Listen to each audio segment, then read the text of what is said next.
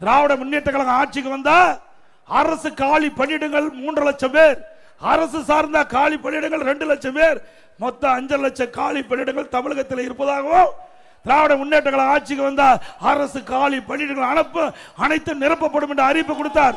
நிரப்பினாரா?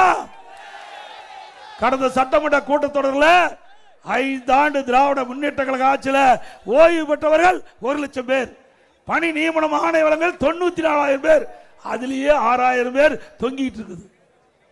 எப்படி பச்சை பொய்ய மக்களிடத்தில் பேசிட்டு இருக்கார் சொல்லுங்க பார்க்கலாம். ஆக கொடுக்கப்பட்ட வாக்குறுதி எதுவுமே நிறைவேற்றல. அரசு ஊழியர்களுக்கு நிறைய வாக்குறுதி கொடுத்தார். திராவிட முன்னேற்ற கழகம் ஆட்சிக்கு வந்தா பழைய ஓய்வு திட்டம் நிறைவேற்றப்படும் வீதியில் வந்து போராட்டம் பண்ணாங்க.